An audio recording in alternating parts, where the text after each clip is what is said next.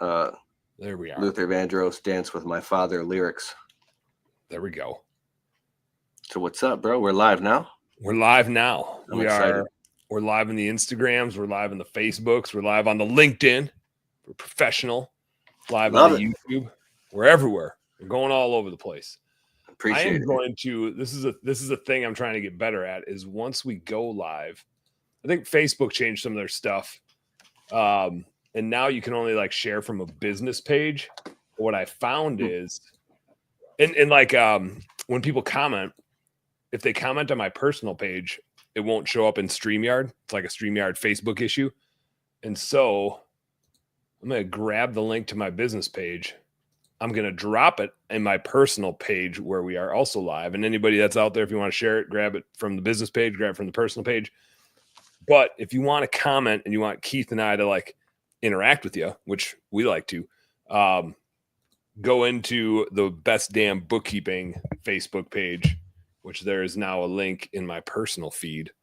And then you can, BS with us, or go to the YouTube Home Service Happy Hour. We're there. Or go to the LinkedIn Home Service Happy Hour podcast. We're there. I'm looking it up right now. Best Damn Bookkeeping, so I can share it.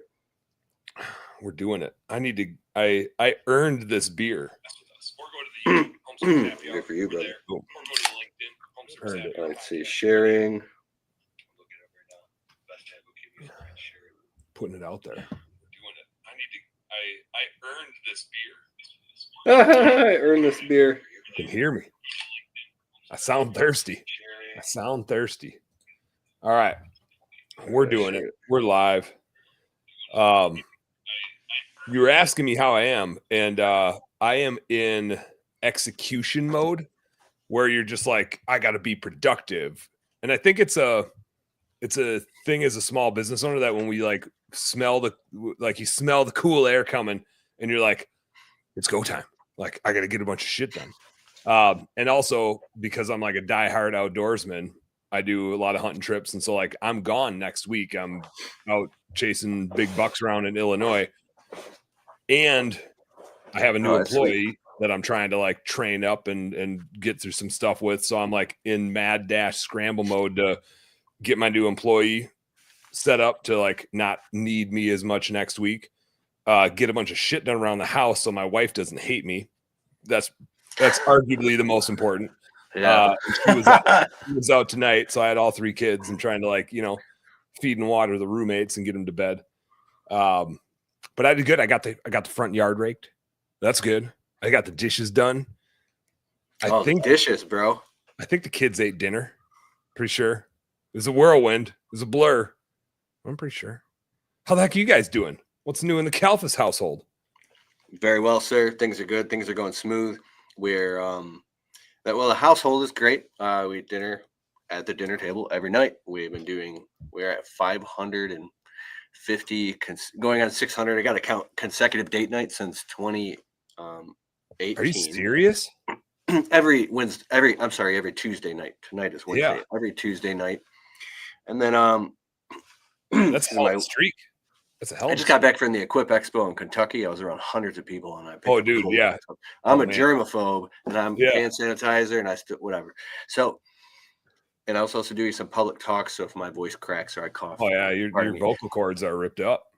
So, but my wife's family, I have a very loving family. My family's amazing, and my wife's family is the same. And she's actually part Chaldean, so her family values and traditions. They have like 22 family events a year, and so while growing my two businesses, I had to get to the point where I was like, listen, I'm only going to come to the most important 15 to 18 family events. Maybe I've probably been to 18 out of 22. Yeah, and I mean, like any sports type of stats, 18 out of 22, like you'd be the best quarterback in the NFL. It's pretty good accuracy.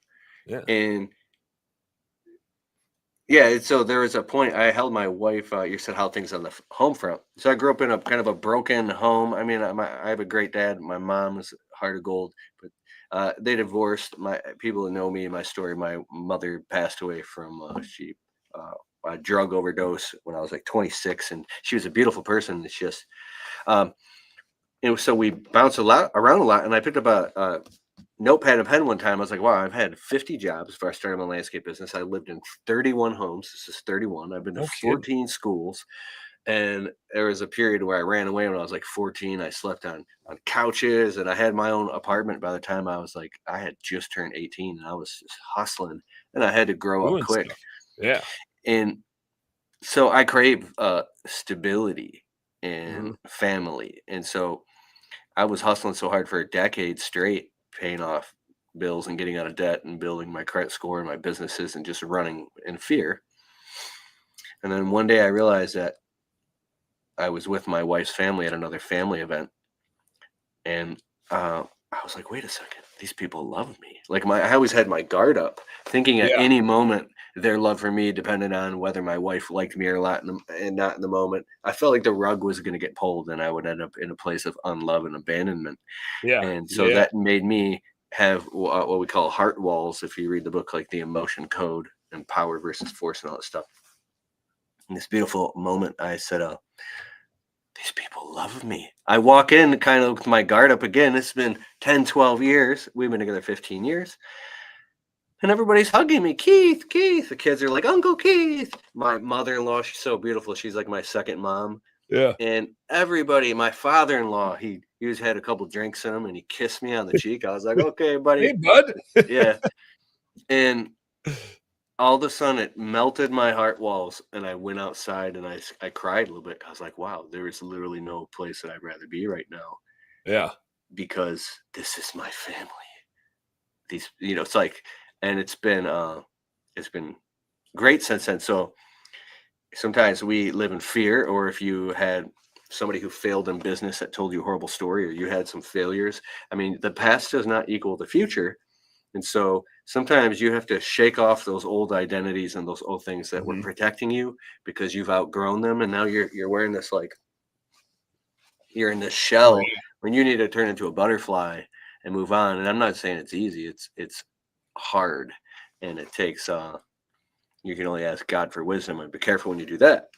Um, Yeah, it's gotta be, like, intentional. Like, you gotta really it's not an act you can't just, like, accidentally, you know, open up. You gotta be meaning it. Meaning it. Yeah. Say what you mean what you say. Treat people how you want to be treated, and talk to them as if you might not see them ever again, even tomorrow. So leave no stone unturned. Don't leave anything left unsaid. And Yeah. that type of attitude. And I've read 482 books now. You're a I was like, machine. the books don't do anything compared to the little tokens of wisdom you get. I'm 42 now. And when my hair started going gray, I was insecure. I'm like, where did all the time go? And it'll be a moment I'll be like just brushing my teeth, upset because I'm pulled in so many directions. And all of a sudden I'm like, wait, I created this thing. I'm brushing my teeth, and I'll crack up laughing in the bathroom. And my wife is like, what's so funny? I'm like, never mind. These Just having tokens of having a conversation in my head. yeah. So these tokens of wisdom will come through me, and I'll learn things you can't learn in 5 books. Just in Mhm. one moment, my brain connects the dots, and I become filled with gratitude. And so if you want to find out what your purpose is, start to give what you feel you've been denied. If you were denied love and connection, then give that. If you were denied a mentor, just be a mentor to somebody else, and so on and so forth. Am Hell I yeah. too heavy for you? No, man. This is where I thrive. I love it. I love it. But I mean, like, you gotta again, it comes back to intent. Like, if your view on the world is that it's happening to you, you start to become a victim of it. And it's so funny. It's like we're generally, I mean, most people listening to this podcast, by the way, if you're out there on Facebook, jump over to the Best Damn Bookkeeping Facebook page instead of my personal page. Then when you comment, Drew Larison, Austin Joseph Douglas, Trevor Armstrong, saw you jump in, throw your comments in the Best Damn Bookkeeping business page, because then it comes in StreamYard and I can throw it on the screen and Keith and I can BS with you. But it's so easy to be immersed in your immediate like setting, and your brain like can't work its way out of the shit that you got yourself into. And it's like a small business owner, it's the shit that you chose. And how cool is it to have the freedom and the ability to create your own mess and problem solve it and work through it. And as a nerdy finance dude, like everybody that I'm working with, this is like a blessing and a curse. Everybody that I'm working with, hundreds of business owners, are working on a problem they've never solved. They're all frustrated, some more than others. Some handle it more, better than others, but they're looking at their numbers and saying, I don't know what's going on. I don't know what to do next. I'm scared. I can't really talk to my employees about it. In a lot of cases, they can't really talk to their family about it. Like the only people they have are their other business owner friends that can like kind of put themselves in the same shoes, that have maybe solved those problems before. And it's an awesome set of problems. I wouldn't trade it for anything. But if we're pushing on our business, everything that happens next is a new problem that we haven't solved yet.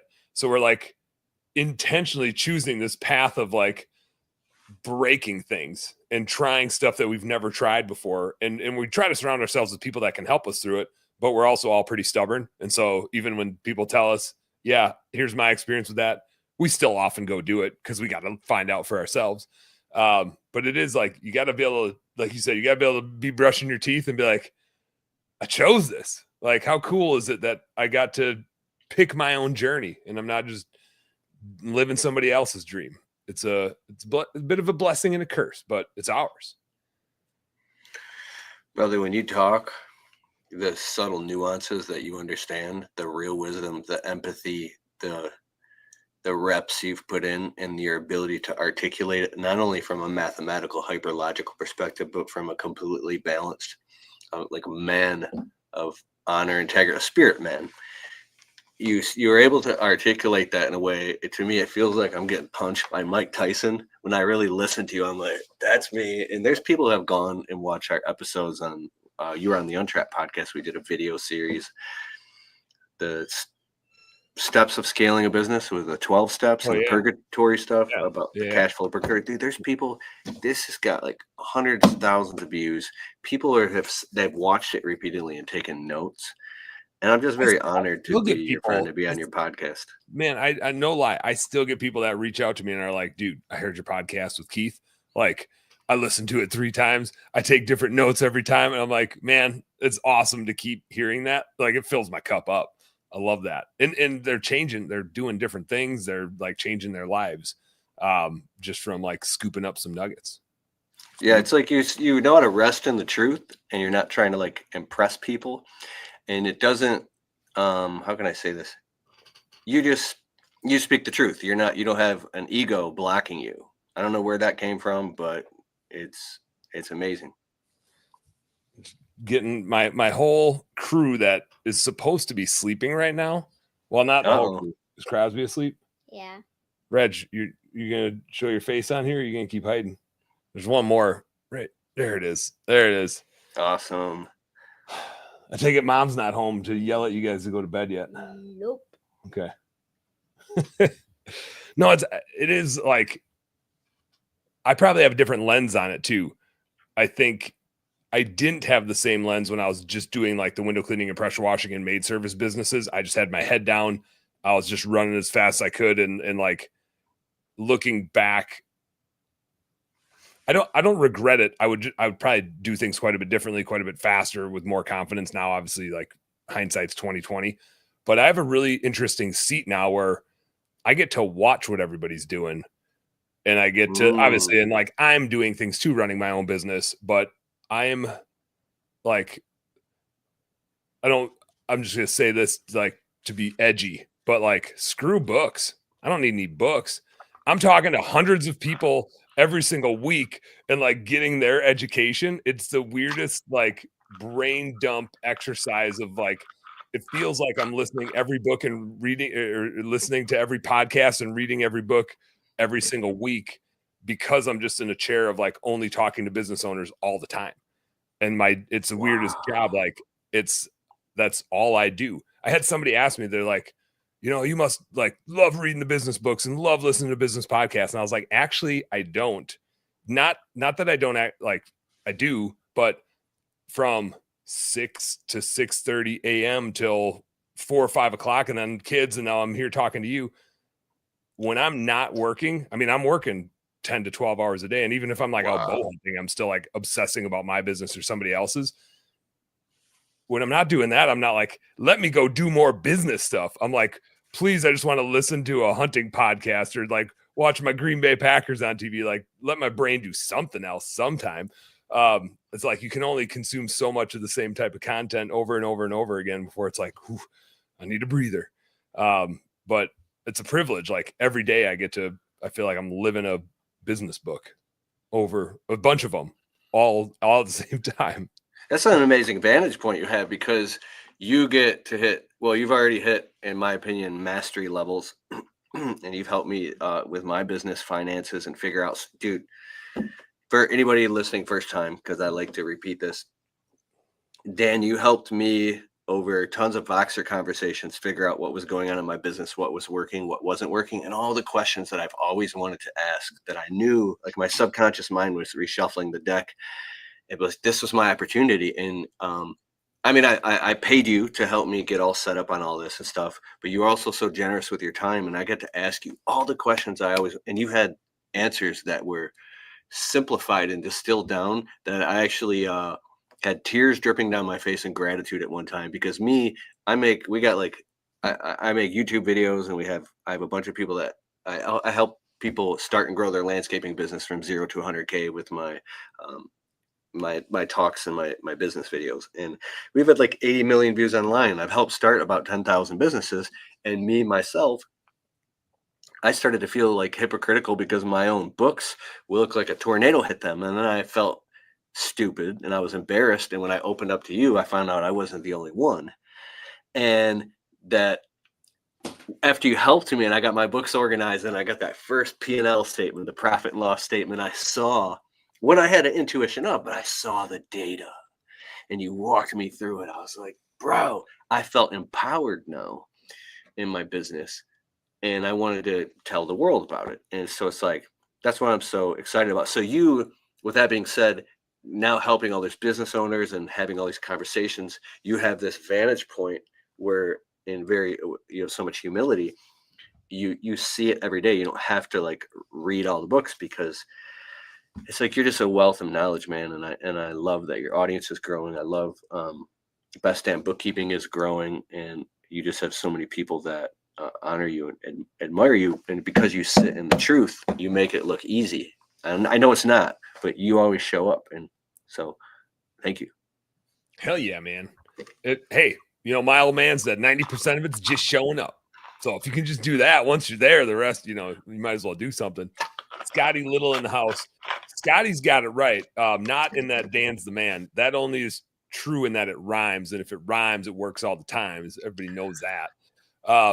Trevor William Steele, he's commenting in the wrong feed. He's in my personal feed. Trevor, you're supposed to go over to the Best Damn Bookkeeping page and comment over there like Scotty Little did, so I can put it on the screen.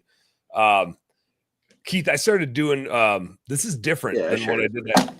This is a little different than what I did at Blue Skies, and I think kind of goes to what you were just talking about. Cole Graham joining in Instagram. What's up, man? I used to charge people for my time. Like I thought I was like protecting my schedule and protecting my time. So I had like CFO fees if people wanted to book time with me. And I won't say I like felt guilty. Like I think there's a ton of value I can add, and people are willing to pay for that value. I didn't feel guilty that I was charging them, but and maybe even guilt's not the right word. I'm just going to use it because I don't know what the best other word would be. But what I found is people wouldn't book time with me that I could help immensely, and they wouldn't book time because they're like, oh, $200 an hour. Hey, look at Trevor Steele over here. Look at that pretty face, putting words on a screen. There he is. And so I was like, man, I mean, I need to run a profitable business. I'm not a non-for-profit. I need to pay employees well. I need to have the best employees. We're not average damn bookkeeping, right? We're Best Damn Bookkeeping. I need to find really good people and pay them well and create opportunities for them. And when they're working on a client's stuff, I need to price it right. Like it's got to be fair to the employee, to the customer. My role in the business as like everybody's CFO is in a way priceless. And like, I don't mean that in an arrogant way. Like I couldn't even possibly charge enough. I mean it in the sense of like different people are going to need lessons that I've learned or observed or whatever the case is. Different people are going to need different things from me at different points in time. In 1 week, somebody might need like 3 hours with me, and they might not need another minute with me for 3 months because they're working on stuff that them and I had talked about. And so I stopped billing my time at all. And I've gotten like some heat about that from like other business people that I work with of like, you should be raising your price. You should be $500 an hour. And I'm like, my goal is not to make as much money as I possibly can. Like that does not define success for me. My goal is to help as many people as I possibly can and charge a fair price. But they need to be a bookkeeping client of mine before I'm even going to like dive in with them. Not that I won't, I mean, we're going to make content out here and help tons of people. They're not all going to be bookkeeping clients of mine. That's totally fine. But if they are a bookkeeping client of mine, it's so important to me that it's not just us preparing a shitload of data for them and them getting it and going like, okay, whatever. It's so important to me that if they have a question, they can get time with me and we can nerd out on it and I can help them understand what's happening in their business. Because if they're more successful, then they're going to obviously like they're going to keep being a client because they're like, holy shit, this is so valuable. Look at how much better this is making my business. And again, then that creates opportunities for my employees. It creates tons of opportunities for their employees. I think that's one of the coolest things is when we can get somebody really going down the right track. You watch them go from 200,000 to 600,000 to $1 million. And you think about all of the employees and all of the lives they've impacted in their life as a business owner. And we've all been through struggles as business owners. When you can see their mood change, right? Like I was telling one of my new teammates this today, we get everybody's worst or best mood because when people are dealing with their financials, it creates an emotional reaction. Like if they're struggling, it creates an emotional reaction and they're going to take it out on us, even though like we're the messenger, right? We're the thing that's there to help them. We're going to get their raw emotion about their frustrations in their business. And when they have success, we're going to get the joy of that success too. But like, we're going to get some bad behaviors from people that we have to like suck up sometimes. And I tell people that before they even come work for me. I'm like, you're going to get the best and the worst of small business owners. They're like, sometimes they're in rough spots emotionally, rough spots financially, maybe rough spots in their marriage, right? And you're going to get it all because you're the one that's giving them the message about what's happening and they ain't always going to like it. It's like, but that's what we're here for. We're here to help them. And again, it's like when that person's in that spot and their business is kicking their ass, and we've all been there. I've been there. We've all been there. And when they're in that spot and their business is kicking their ass, I'm not going to be like, hey, why don't you pay me $200 and I'll help you? Pay me $500 and I'll help you.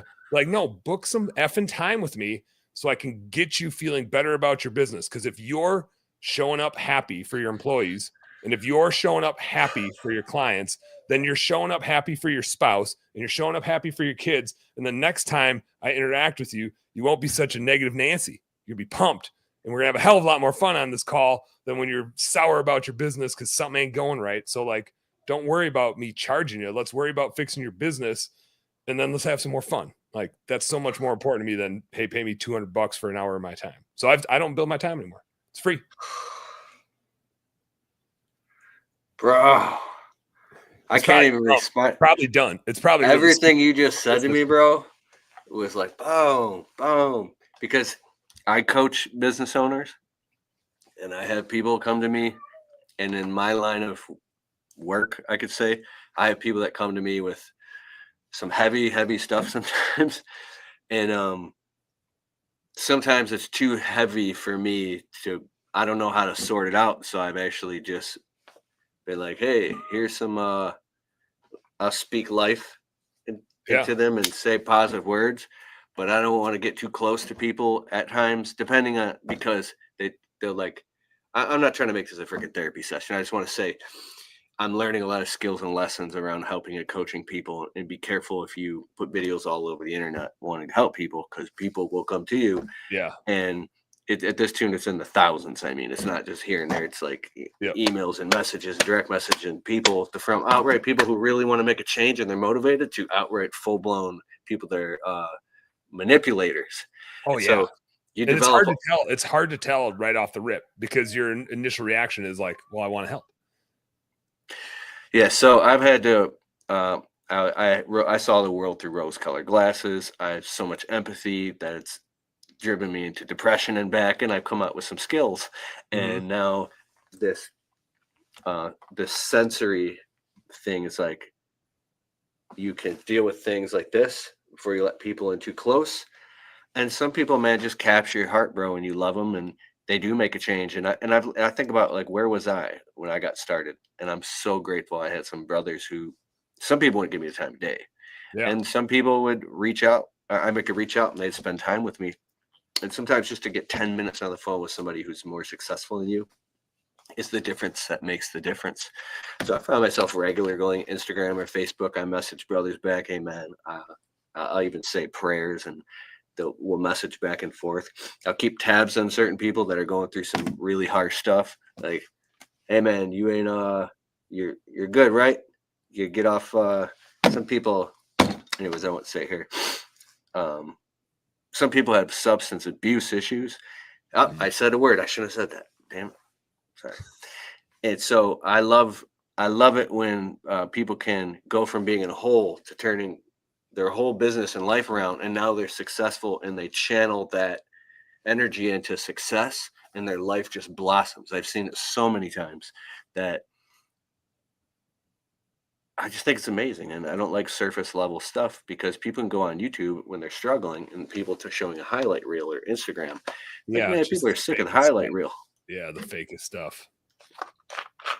I you had a much different upbringing than I did, and I've reflected often because I've worked with so many business owners, and usually the best and you can define success how you want, but the ones to me when I look at a successful business owner, I'm not looking at how much money they make. I hate the saying like your network or your net worth is your net whatever. It's like it implies like you're as good as how much money the people you hang out with make. And I think there's so much more to like how rich somebody really is more of a soul question and more of a integrity question and more of like a who they are, not how much money they have. I hate how that like gets construed into money because I know a bunch of people that make a lot of money that are really shitty. And I know a lot of people that work really hard and help a lot of people that don't make a lot of money, but they're awesome folks.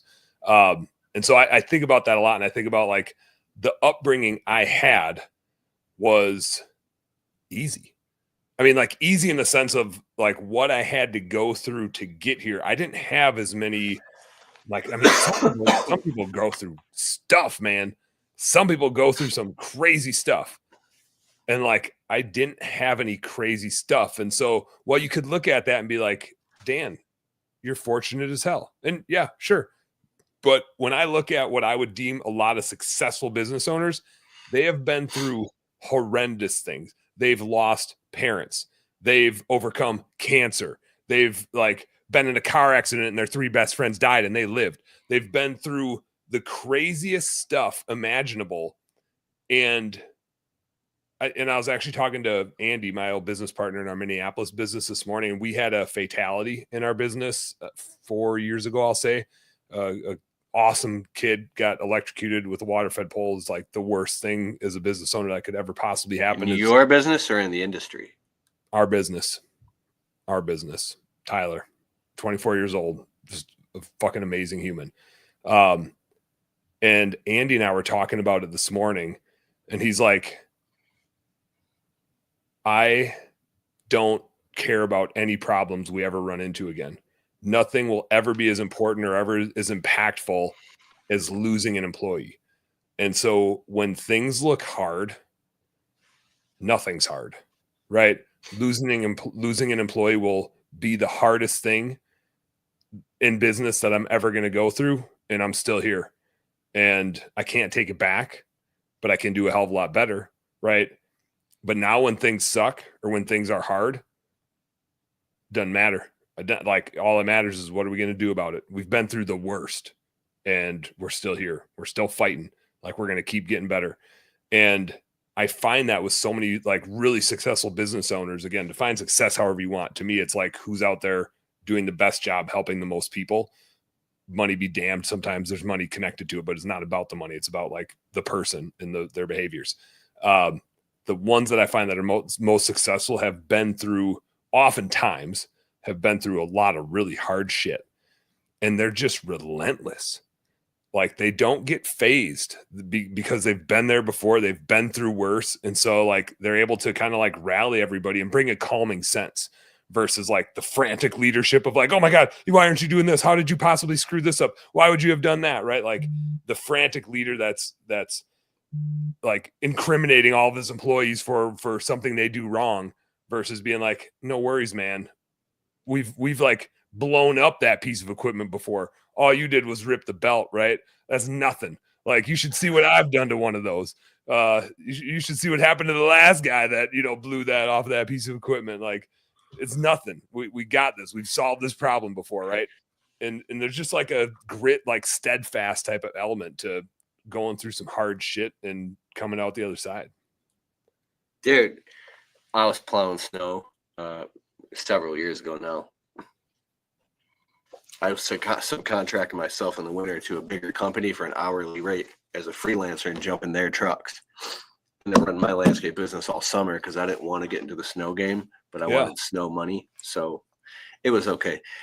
But it was a lot of hours. I'd plow entire shopping malls and then drive 2 hours in a blizzard on the freeway and plow a Kroger, then drive an hour and plow a Walmart, then sleep across the truck for 3 hours and get up into work. So I'm on 35 hours, no sleep in this wall at the mall. Like the guardrail and the lines are this way, but the wall, there's acute and obtuse. Oh yeah. The wall came in on a slight angle as it went behind me, but it was an optical illusion. And I was so tired. Brand new 2500 Dodge Ram. I backed it into the wall. And I was like this. I mean, I was dude. I hadn't slept in weeks. We're running on fumes, dude. Running on fumes. Past that, bro. There's levels. And I felt so bad, bro. I felt stupid. I pride myself on being such a conscious person. And I got on the phone with my buddy Nick Shemansky. We worked at the same company. So Nick can operate equipment so confidently. I mean, Nick is the most confident guy ever. And I was on the phone with him like the next plow run. Because plowing guys we'll all hang out at night. Sometimes we'll talk to each other on the phone while we're working. Because it's like you own the road at 3 o'clock in the morning. Yeah, you're the only guys out there. So I said, man, I feel so stupid. I backed the truck into the wall.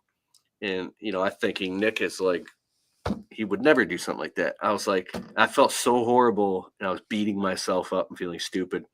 I'm like, man, you'd probably never did anything like that. He goes, are you kidding me? I go, what? He goes, this year alone, he goes, I backed a truck through a whole fence and ripped the fence down. I hit a parking block, blew a hydraulic line on the truck. Then I ran into this. Then I did. He named off 5 things that he did. And I was like, what? And I'm laughing on the phone. Yeah, he's like, I'm like, I never thought that would happen to you. And then I start calling my other buddies and they're like, you kidding me? I did this. And like, I just backed into a mailbox and I had to go back and fix it after the snowstorm. Like, and I felt so much better because I was around kindred spirits. And so my confidence grew, you know. Dude, that's a tough game, man.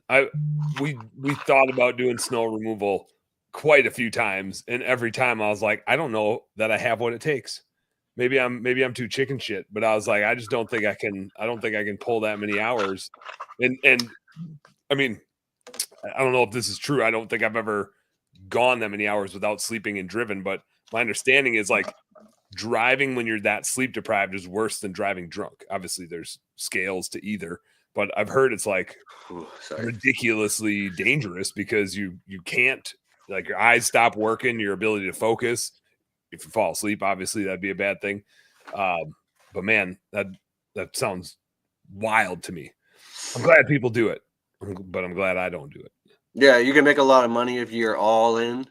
And you like the challenge, and I guess it is what it is, man. But there are people who are so deep into the snow game, they take the summer off, and then they're all in the snow in the winter, and it's like the opposite of what a seasonal business is. So, but anyways, I'm done with that topic. They just pick a different season. They just pick the other season. Yes. So what the heck are you working on now? You got like this media business that is continually evolving and growing, and you're like creating more and more and more. And you still have a landscaping business. Like, I know from experience of running. I have like declared I will never run 2 businesses again. When I was at Blue Skies, we had 7. I won't run 2 anymore. It's like you just get pulled in too many directions. It's really hard to give. Maybe that's why 3 kids stresses me out while I'm talking out loud here. Maybe I should have just stopped at 1. Could have given it all my attention. 3 is wild. My head's about to spin off. But with multiple businesses, it gets really tricky because you want to prioritize, but you feel like they both need you, and so does your wife, and so does your friends and your family and all that stuff. How is that evolving for you as the media has gotten bigger and bigger and bigger? How do you feel about it? It's a great question. It was Joshua Latimer of all people. He started talking about family systems, and I was like, he's like, you have business systems, but then you can have family systems. And I'm like, that's interesting. What do you mean? And then he broke it down to me, and so I created some simple things. Monday through Thursday, we work landscaping. Fridays, we don't do no landscaping. Sometimes we do, but every Friday I wake up, cup of coffee, I do Friday finances. It used to be Saturday finances. But Friday has alliteration. Saturday doesn't have that. Precisely. Yeah. And then after Friday finances, everything else that needs to be done, but it's a block and tackle system. The next thing is Saturday. Every Saturday I wake up, protein shake out the door, gets my wife, and I do stuff around the house, but I leave, and then I go do landscaping quotes, and I run all my errands for the week. So whatever the errands are, some of them are as simple as like go wash my truck and get it detailed, and go get like gas and go to my office and check my mail, anything else that needs to be done. And I'm like, boom, boom, boom, boom, boom, boom. I batch tasks and I go knock them all out in 4 to 6 hours. Sunday, I don't film any content. Like we put out 8 to 12 videos a day, 150 to 300 videos a month. We put out 25,000 pieces of content. I have 6 YouTube channels, so much media going out like constantly. But I don't create content on Sundays because that's a day where I like to sleep in, and that's the day where I do everything around the house. So we change the fish tank aquarium and water the plants. I clean the windows and cut the grass. I like to do my own gardening. My wife and I have a garden. We clean the house and deep clean. That's the day I fold all the laundry. So, excuse me. I ate dinner before this notes. Like my wife would be like, my wife is so gracious. She does all of our laundry. I suck at laundry. I do everything outdoors and take out the trash. But we have like colors, whites, and work clothes. And I have a system where I have a clothespin with marker Sharpie, and it says colors, work clothes, whites, clean and dirty. So the ones that are clean go up on the dresser, and the ones that are dirty go down in the closet. And so that's a system we created. And she's like, that laundry has been sitting there since Thursday. Aren't you going to fold your laundry and put it away? She used to do all of it for me. And I really appreciate it. But I'm like, well, it's not my laundry folding day. I do that on Sundays. But it's been sitting there. I'm like, well, it's Saturday night. Guess what I'm doing tomorrow? So on Sunday, I do all that stuff, and I fold the laundry and I put it away. And I do all these things.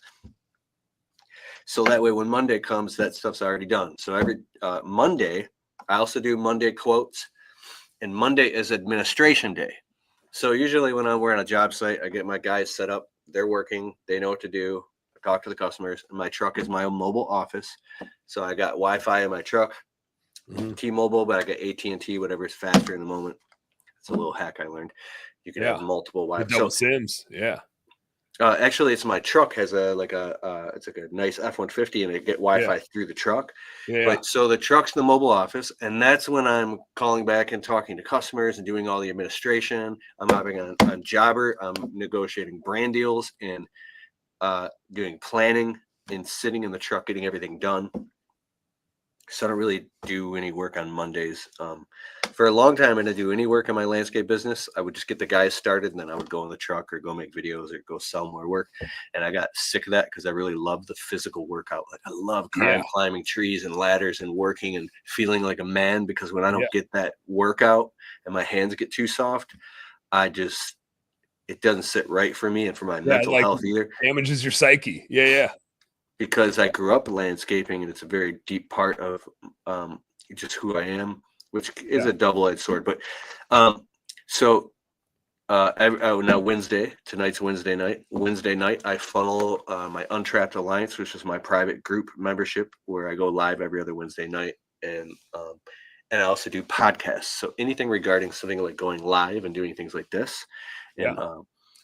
is all on Wednesday. So every Wednesday night after work, eat dinner with my wife, get ready, boom, here we are in the studio, and I batch these into Wednesdays. Then Thursday is content production day. So I wake up, get out on the job site. My videographer meets me every Thursday, and then we have a shot list and we bang out sometimes 2 to 3, up to 10 videos every Thursday. So we're filming videos back to back on Thursday all the way to like 5 p.m. He takes all the footage, he edits it, sends it all to me on Dropbox. Yeah. And then with the business system of that, my social media business, basically, it's called Green World Publishing. Yeah. I have a core team of 10, but a loose team of 20 virtual assistants. Yeah, you get some contractor style like experts in there. Yeah, and so I have 2 podcast producers. I have editors, blog article writers, assistant. So many of them. They all do different tasks. Yeah. Thumbnail designers, video editors, people who proliferate and create and chop up and syndicate content across all the platforms. So they're doing all that on autopilot, and I have their hours at a certain amount. We have a trusting relationship. And so if you don't know me, some people probably might even unsubscribe or unfollow me or snooze me because there's so much content coming out. Not so much this last month because we're kind of chilling out, but I get on these waves. I've recorded up to, this is going to sound like individual video clips if you call it video, an average of 100 videos a day, every day for 90 to 100 days straight. The amount of content that I'm sorry, except for Sundays, amount of content that I create and the amount of content that we distribute online would be insane to people. They're like, how would you even do that? And the weird thing is people don't even seem to care. This whole topic, people have probably left this podcast. They're like, I don't care how to do all like what, this is amazing. So I mean, we just get from the equip back. I mean, dude, I put out in 48 hours a couple weeks ago, I published 50 videos online in 48 hours. And so the way I look at it is stack them high, let them fly. And 80-20 rule, 80% of all marketing fails. All marketing is a test, even when it works. When the 20% works, you do more of that. And then 1 out of 20 videos becomes a hit. 1 out of 200 videos becomes a freaking viral home run video, but you have to literally put out that much content. And play the numbers game. Anyways, I'm now giving a whole talk on that. It's too much. Yeah, do you I'm curious because I think I'm like putting my feelings on you. But I'm curious if you feel the same thing, which is in any of our businesses, we go through like love-hate periods of doing like pushing. And I find that even in bookkeeping, like there's seasons where I'm like, hell yeah, let's go grow this thing. And then there's just periods of time where I'm just like, let's just chill. And then there's periods of time where I'm like, before we even push on growing, we got to like dial in some processes. Like we're starting to break our own systems. And a wise man once told me, and I think this is advice that you were given, but you shared it with me, which is be yourself with the microphone all the way up, which is kind of why I rebranded the way I did with my bookkeeping business. That's why it's Home Service Happy Hour podcast. And I like really took that to heart. And I super appreciate that advice. Like it hit home for me because I am the best at being myself. I'm way better at that than trying to be somebody else. But there are times where I'm like, man, this like trying to do a couple of shows a week it's an obligation. Like I love chatting with business owners. Don't get me wrong, but it can become an inconvenience. And sometimes I'm more excited about it than others, right? I'm curious for you. I've always tried to stay and maybe this is like a defense mechanism, but with my podcast and my content, I've always tried to keep it about like, what do I want in a funny way? Like, I don't really care what everybody else wants. I want to talk to Keith and check in on my boy and see what he's got going on. And I don't really care if anybody else gives a shit about what Keith and I are up to. I care what Keith and I are up to. And so, like, I'm making this for me. And if you all want to come along, like, enjoy the ride, man. But like, I don't want to push content that I am not passionate about. I want to do stuff that I like to do. And if other people are wired like me and want to check it out too, super cool.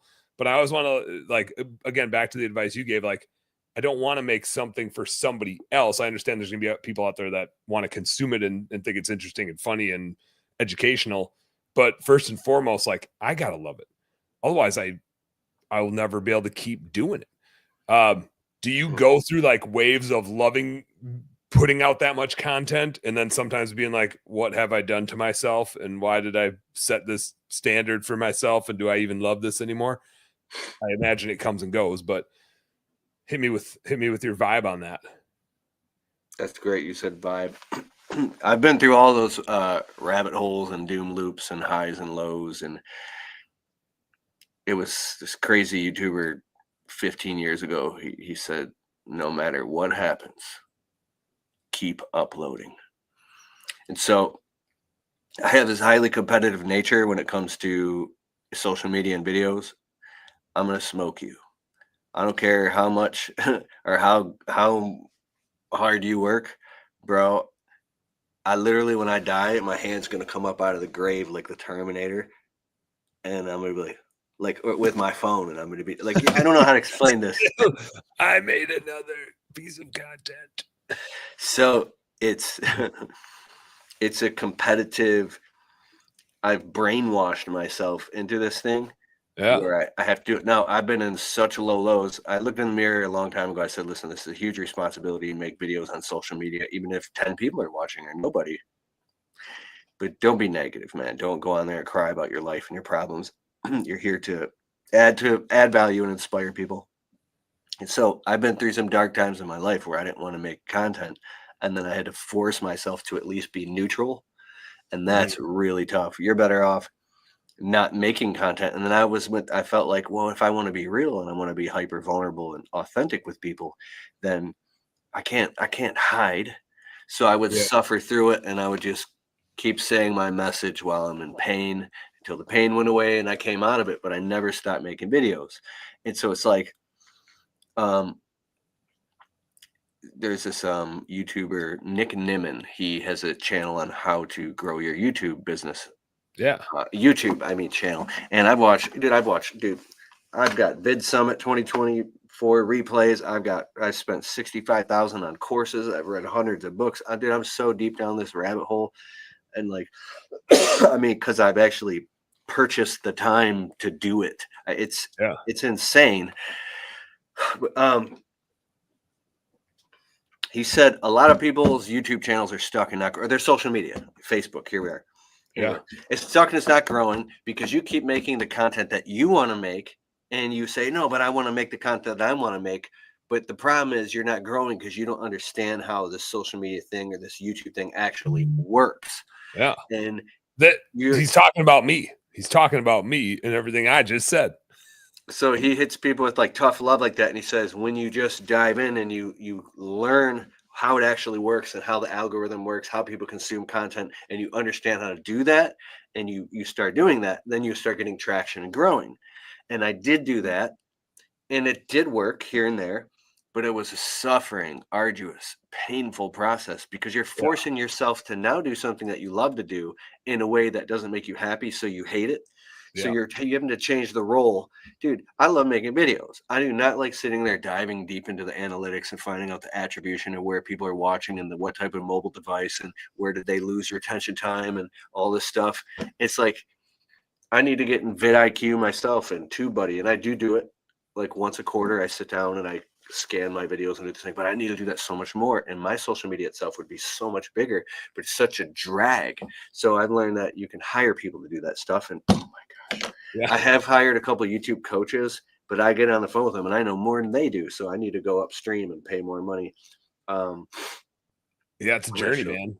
I Note to self, struggle. hire a YouTube coach. I already know how to do the stuff, but I want them to actually go in and implement it all for me. Who, not how. Here you go. I Who not boxed that to you. how? So you can hire people to do all that stuff while you focus on your zone of genius. Yep. Yep. I do that. I think that's the thing I struggle the most with when making content is I know I could make more, and I know I could make more that other people would watch, but I always have to go back to like, what is Dan's success? I can't be worried about what does success look like for somebody else because I can't maintain that. And it's so much more important to me that like it hits here than in my pocket. Like you need to, I'm not saying money's not important. Of all people, the finance guy is not saying money's not important. But I don't do like I had people want to sponsor my podcast, and I was like, I don't use your thing. I can't authentically talk about it. Like, I'm not here to market your marketing company. I won't take your money. If I used it and was exposed to it and I could talk about it genuinely to the point where I wouldn't even care if you paid me to do it, I just like what you have, then I'd be happy to. But I will not take on a sponsor for my podcast. I've turned like 3 down. I will not take on a sponsor for my podcast if I don't believe in the shit that you have. There's a CRM, not the one you support, but there's another CRM that tried a couple times. And I was like, if you guys fix these things, maybe I'll consider it. But I work with your CRM a lot as a bookkeeping business, and I think you overcharge and you deliver shit. So I'm not going to promote it. Like, I'm not doing it. I don't want your money. I want you to fix your stuff so that my customers have a better CRM to use, and then I can help them more, and you can deliver on the shit that a good CRM would deliver on.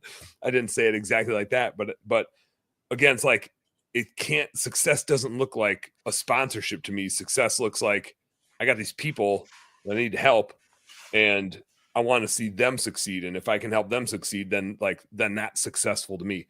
But with content, it's such a double-edged sword, because if you're making a shitload of content and it's just going out into the desert and nobody's ever seeing it, well, then it's not helping anybody either. Right. So it's like, you gotta do the things to get it in front of people.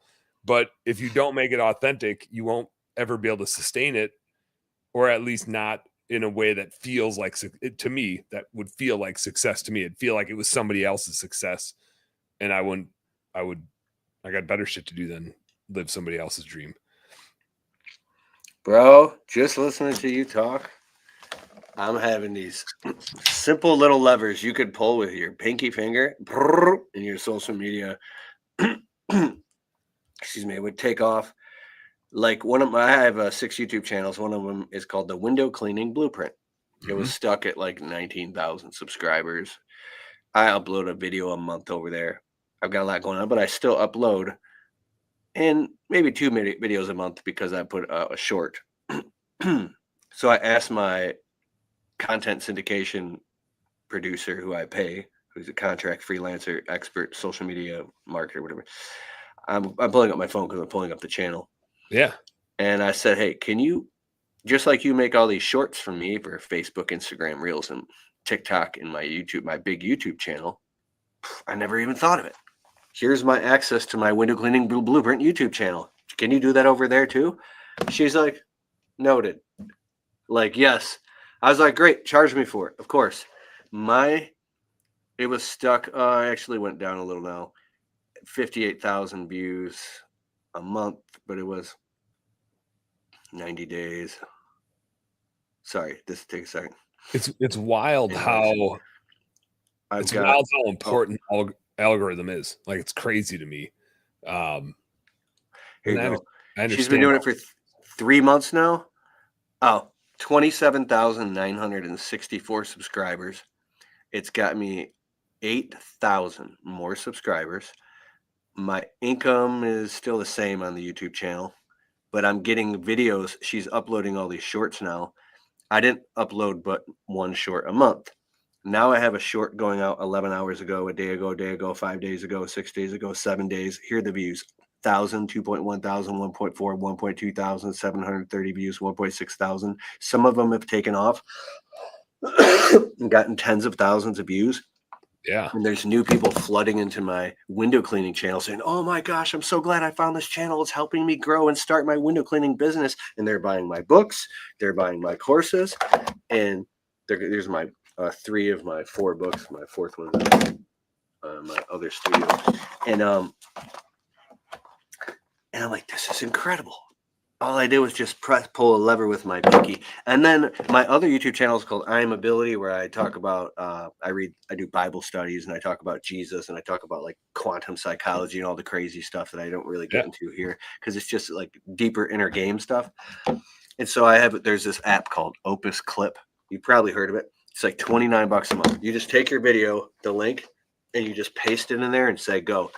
It literally, over the next however long your video is, 20 minutes, finds all the talking points through AI, turns it into verticals, and goes, writes catchy headlines based off everything you said, tags, titles, and full descriptions.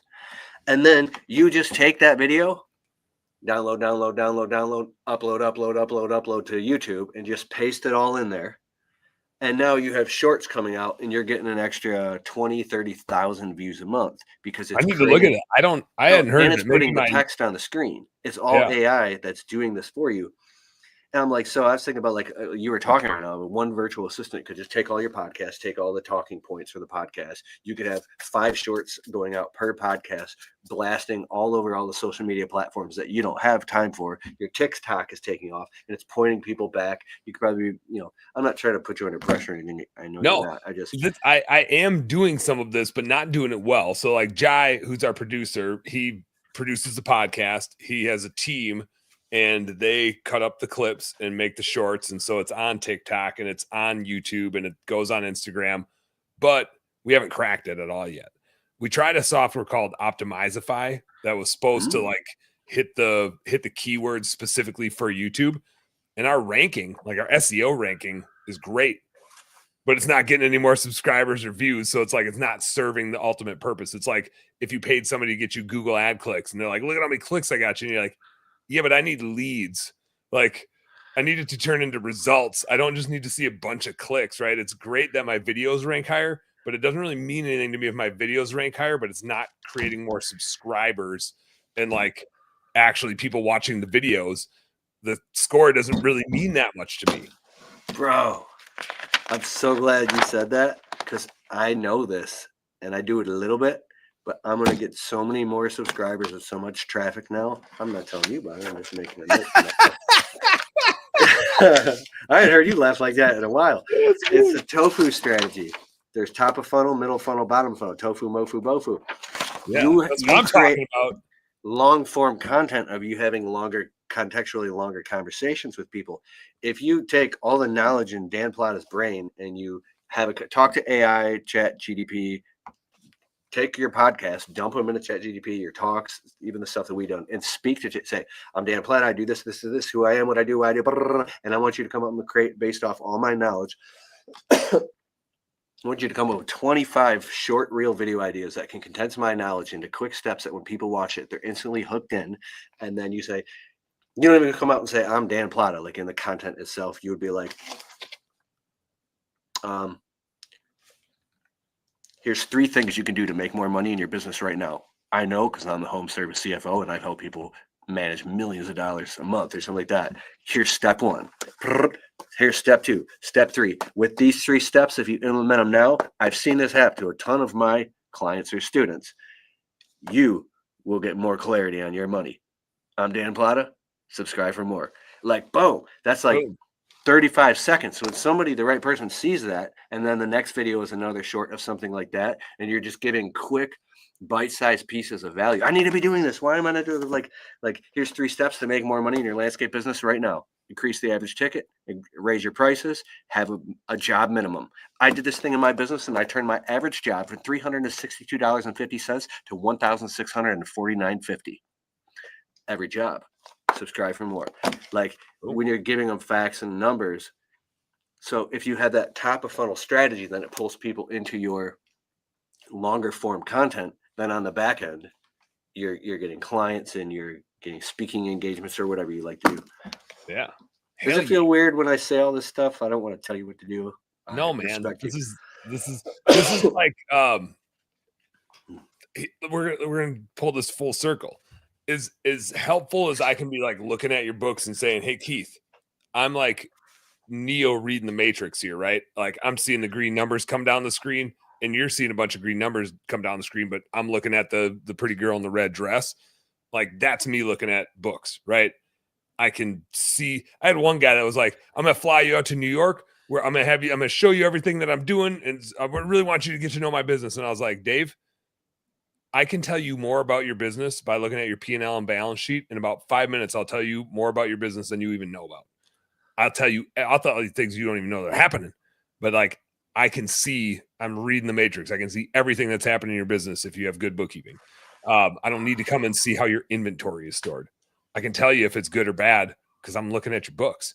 And so that I can do for a small business owner. What you know about how social media works and algorithms, I'm the dummy, right? Like you're Neo, you're reading the Matrix. You're like, I see all the pieces to the puzzle. I know the how to get things to work together and who's needed for that and what it needs to look like and how often it needs to happen. And I'm just like, I'm just gonna talk in a microphone and say some shit that I like to say with people I like to say it to, and then I'm gonna give it to somebody else and they're gonna make stuff out of it. Like that's about all I know. So please teach me, Masa. Teach me, Masa. So you're Dan Plata, the home service CFO, and but your content. Okay, I see you when I'm on Facebook. Oh, look, Dan is live again. Man, he's hustling. Man, Dan's wow, he has some really smart, he has successful people on there. Oh, like he has these guests on here. And I see, I'll tune, I'll watch a little bit, and then I'm busy. I've watched some of the stuff for like, I don't know, 45 minutes if it's a topic I'm interested. But most of the time, it's just me showing love, saying, Like, what's up, man, Dan? Dan's hustling. Yeah. And I know that there's people on there live. And I was thinking, so if you're the home service CFO and your long form content is you talking like we're talking right now, what if there was some short form content with you with a vibe board like I just did on my Untracked Alliance private group? I don't know if I'm gonna find it that fast, so I guess I won't. This is not it. But I took the marker out and I basically was like going Sharpie. He's going Sharpie, folks. Well, I was like, this, it's all dull now, is a funnel, and you have the line down the center, and here's another funnel, and you don't want to commingle the data between organic and paid ad spend because then you can't track your ROI and you might be pissing away money. And here's all your lead sources, and I drew all this whole thing out, and I said, if you look at the 80-20 rule and you start tracking the attribution of where things are coming from, simply even by asking, where did you hear about our services, and putting in your CRM every single time, the more data you got, the more it tells a story. Then you can look at the 80-20, be like, wow, I'm spending all my time doing all this when I could just take my pinky finger and pull the 20% of the levers or 5% that are getting the results. And then you make more money with less effort in your business because you understand the way the marketing funnel works. And then I was talking about and I was like drawing something simple, and I knew as I was doing it, it was this hyper valuable to the right person. I was like, what if you like had a vibe board and you like once a month, everything Dan's been thinking about, and like you pull it together, and on a Wednesday night, instead of doing this, it's a special thing where it's just going to be just Dan, and you go on the vibe board or a whiteboard, you can order them on Amazon, and you just teach business math stuff or break down something. Dude, I need to do this myself. Why am I telling you this? I need a whiteboard behind me. Be Professor Plata. Professor Plata. Classes in session, baby. What I learned this quarter. Bro, I'm pumped now. Because the reason I'm pumped up about this, and I'm very animated, and I'm telling you, I'm a little tired, but I'm pumped up on this topic now. I just got back from the Equip Expo. I met like 500 people in person. Dude, there was thousands of people there. What? Every time you come back from a convention, my wife already knows this. Every time I come back from a convention, she's like, "You're sick." And I'm like, "Well, there's no doubt that I'm sick, but also it's probably not as bad as you think. I just talked nonstop to people for 4 days. And so like, even if nobody gave me a single germ, I'm going to come back sick. I got nothing left in the tank. I've been leaving it all out on the field, yo. Like I got nothing left. My throat's gone. My body's toast. I just need to lay down. I need a day. I need a recovery Yes. day. And to hydrate. So people come up to me in person, and when you get the haptic feedback of talking to real people, their real energy, and you're looking in their eyes, and they're conscious sentient beings with a spirit, and they're saying to you, if they watch your content, bro, I love your videos, man. I love it. And you, what are they saying? And they'll laugh and they'll be like, I love that video where you talked about exactly what to price, or that one where you had the whiteboard, or the one you were cracking the funny jokes. And as they're saying this to me, I'm like, wait, so you're none of these people are bringing up the videos where doing XYZ or talking about these topics that I was putting all this effort into. I'm getting my 80/20 right here. They're telling me in person the content that they like, or that's helped change their life or help them start their business or inspire them. And I'm like, I need to be taking notes. And every time I'm around these people, I get so amped up and pumped up and say, I need to do more of that. So if I come back home and I fall back into the shape of what I want to do, because, it's like, bro, I don't even got to talk anymore. I know what's next. One of the things I want to do, and I don't know why I haven't done it yet. There's nothing stopping me from doing it. And I feel like this with a lot of my content. I have my radio show that I do in the afternoons, which is just like a panel of business people, and it's segments and it's goofy and it's just a lot of BSing. Then I do this. Darlene's in the house. Darlene, I knew you'd get here. Late to the game. I missed a couple. Kevin Hargis checking in, said, hey, fellas, he was on last week. Alvin Chica, he said, Keith is cutting off. The audio keeps going out. I don't know. It catches back up for me. It lagged a couple times. I didn't hear the audio go out. Alvin, if you're still rolling out there, let us know if it's gotten better.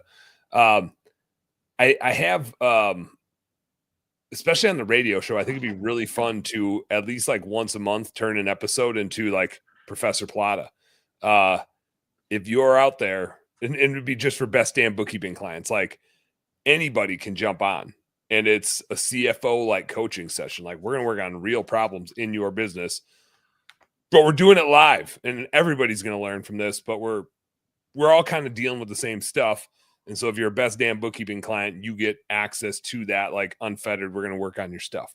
And I think that it's not for everybody. Not everybody like wants to jump on and talk about their business problems. I get that. But I think it's a fun way because you're also opening it up to feedback from other experts. Like we got like some business nerds on that podcast that have a lot of value to offer. It's going to be super fun to do. I just haven't done it yet. Wow. What if there was like a live event challenge or something that you built up for like 8 weeks and you did this whole live event? I would email it to my list of 20,000 people and everybody show up, and it's like, 15,000 people show up and it's a whole thing. Yeah. Darlene says, do it. Do it. She said, Professor Plata for the stuff. Sign me up. I think it'd be fun. That's what I'm about. Just helping. How do you help the most amount of people? Man, I want to do a live event so bad. Every time I get the courage up to do it, something makes me step back. I've had some tumultuous times and like rocky times, and I think it was my last live event was a little traumatizing. By the time the actual day of the live event, I was on so little sleep. I was operating over the top of no sleep. Might as well have been driving a plow truck. Yes, dude. You've been backing into some shit. And so at the end of the live event, it takes you like a week to catch up on sleep. And I just wanted to help people so much. I undercharged because I wanted people to afford to come to the event. And then I took every penny I made and we put it back into the event. And we bought food for everybody. We did everything. And the event was a total success. And I basically, did all for free. And I wasn't trying to make money off it. I just wanted it to be the best experience possible. But it was so depleting to me that I left the event feeling like, but I want to do it again, man. It would be incredible to say, Dan, will you please come and speak and teach these people? I love it, man. I'd be there. I'd drop everything. Live events are hard though. I mean, like, I don't think people appreciate how hard it is to run one, coordinate one, keep everybody on the same page, like keep it looking like it's, I won't say flawless, but keep it looking like it's intentional and that everything is like going the way it's planned to be going. Just it's so much work to put on an event. It's so ridiculous. It's Event choreography, it's called. yeah, You wild. choreograph the entire event. Every hour is choreographed. Everything. It's like you have housekeeping, you have rules, you have contracts. Everybody has to sign liability release waivers. You have your speaker lineup, and you have like make sure you time everything out so everybody has space. So I think a 2-day live event would be best. So it's like the first day and the next morning, then everybody can breathe and hang out and congregate and discuss what they've learned and mastermind and all go out to a dinner. That's amazing when it's best like that, instead of all trying to cram as much as you can into like one 8-hour thing. It's wild to like, yeah. It's draining. It is. I can't imagine who the people are that are running Equip. They must have a team of like 1,000 people and some Oompa Loompas. Like we just watched Willy Wonka. Danny, my oldest daughter's doing Willy. Well, both the girls are doing Willy Wonka, but Danny's like trying to get a part. She's trying to do a part in the school play. But it's just like exhausting even thinking about it. It's exhausting being KEITH KALFAS coming back from Equip Expo. Like, imagine being the person trying to run it. Like, Yeah, so that's why I got into all those attendees, man. Oh, ugh. Yeah, so I'm amazed. This is what I thought about before I jumped on the podcast, and I decided not to go in this direction because it's a bit heavy. So I say it in a light way. You can be as ambitious as you want. You can try to run multiple businesses and throw live events, and you have to ask yourself what's fueling all that. Is because you want to be worthy, you want to be somebody, you want to be seen, you want someone to be proud of you, you want to know that you're loved, or do you truly want to just help people? Are you a giver? Are you an empath? And all that is great, whatever fuels you, because like Tony Robbins says something like, just the one single emotion, like when you grow up, when you're young, I'll show you. That emotion can make you run for 20 years and generate a whole bunch of success. And then one day it actually runs out. Just that one feeling of I'll show you. Oh, Tony Robbins. Hey, Darlene dropped Tony Robbins earlier. Said we went Tony to Unleash Robbins doing it. You guys can do it too. Okay, yeah. Unleash the Power Within and Date with Destiny. It was unbelievable. But when it gets to the point where it's affecting your home life and you're constantly choosing, like you're stuck with these ultimatums, and bro, if something is disrupting your peace, you might be able to do it 90 days. But if you don't let off the gas and spend time with your family and catch up on sleep, you can lose sight of why you're even doing it in the first place. And now you're just like running after success. And that's when you get in those strange arguments, like where your like wife is calling you a selfish bastard, and I'll go on your YouTube channel and I'll show everybody who you really are. And I'm like, who I really am? What are you talking about? Like, what's that supposed to mean? Those late night things where basically, I've come home from my wife. This was a long time ago, and she's like, I want a divorce. I'm like, you're never allowed to say that word. She wants to go pack her bags and go stay at her mom's house and leave me. And I'm like, she's like, you're so obsessed with business and success and helping all these people all over the internet. Yet what about us? And I'm like, but I just want to help people. And so I was lost in that. I had compassion fatigue or caregiver fatigue. Yeah. To the point where everything became a blur to me, and I wasn't being present with my own wife. And that's got upset at her. I'm like, I'm sick of this. So I packed like my belongings or a little bit. I'm going to your mom's. I'm going. No, that's a good idea. I'm going to your mom's. Yeah, I'm gonna beat you there. I got in my truck, and it's the middle of July. It's like 100 degrees out, and I'm sitting in my truck in traffic. And I didn't even know where I was going to go, but I was leaving. Yeah. So Joshua Letterman calls me up. Ding, ring, ring, ring, ring a ling, whatever. He calls me, and I was like, hello. He goes, what's up, sucker? And I'm like, dude, I don't even care. My wife wants to divorce me, and I'm in my truck right now. I packed my stuff, and I'm just driving around. I don't even know where I'm going to sleep tonight. I was being a victim. He's Yeah, like, yeah, what? That's what he said. Like a pattern interrupt. What? I'm like, what are you talking about, bro? Like, this is for real. He goes, man, she doesn't want that. All she wants is you. And I was like, bro, come on. He's like, dude, he's been through stuff and he figured it out, yeah. you know? I'm not saying he's perfect or anybody's perfect. He's like, so now I'm all upset. And he goes, have you ever heard of date night? I go, date night? What are you talking about, bro? I'm in the middle of possibly getting divorced. He's like, You no, think I should once ask a her on week. a date right now? Yeah.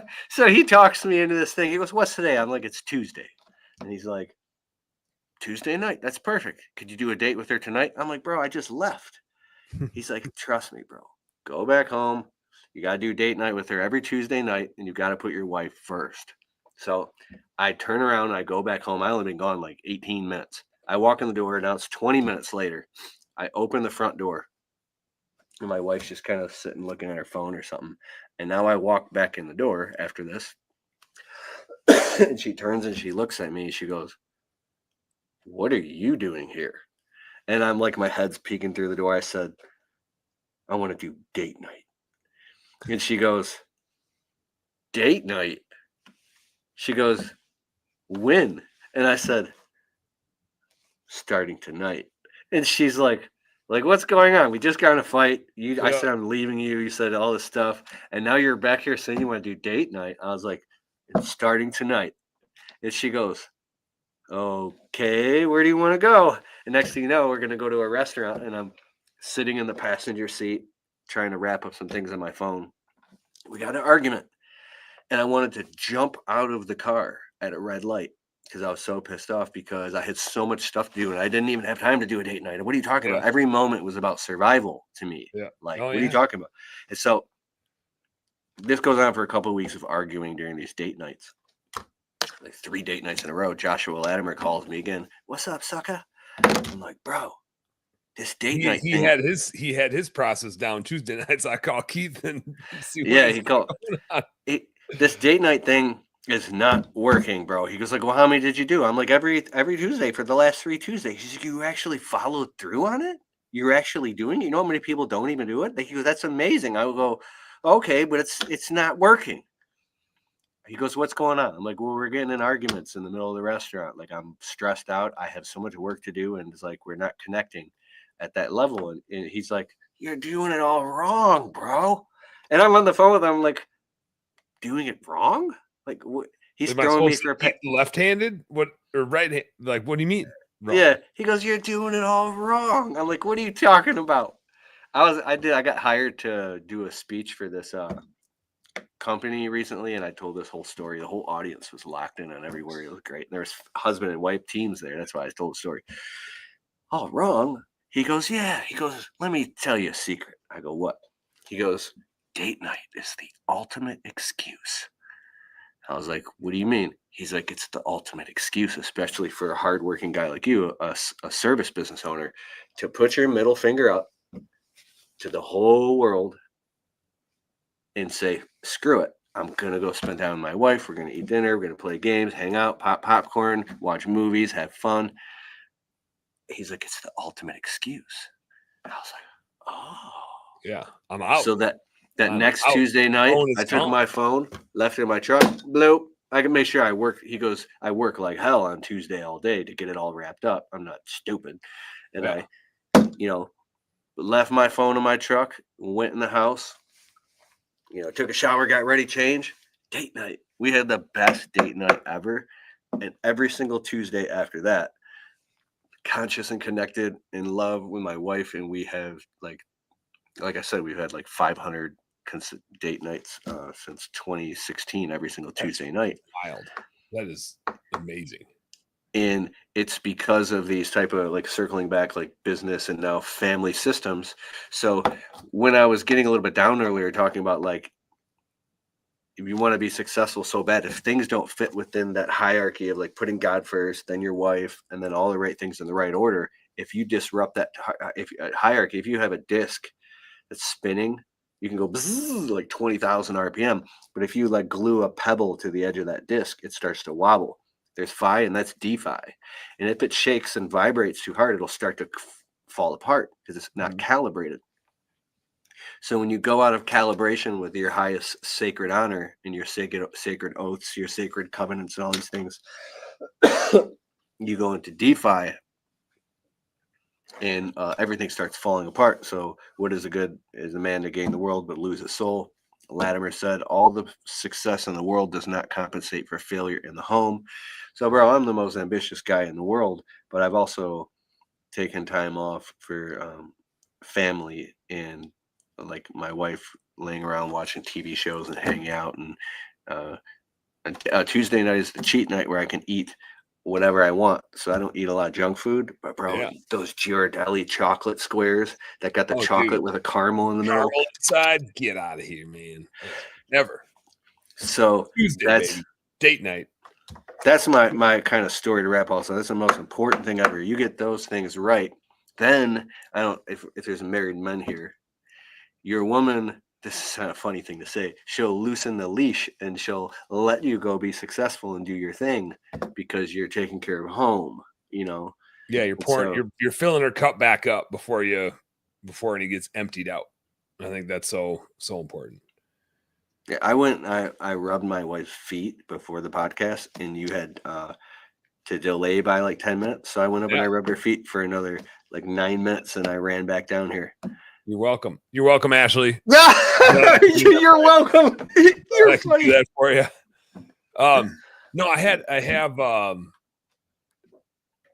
similar like epiphany that I had with parenting and like being a husband and being a dad. And actually was like the eventual catalyst for me leaving Blue Skies. As like bookkeeping grew, we had trade shows and conventions to go to, and I was in other business masterminds, which was kind of like a lead source, but also like building my skill set. And I still had 7 businesses around the country to run.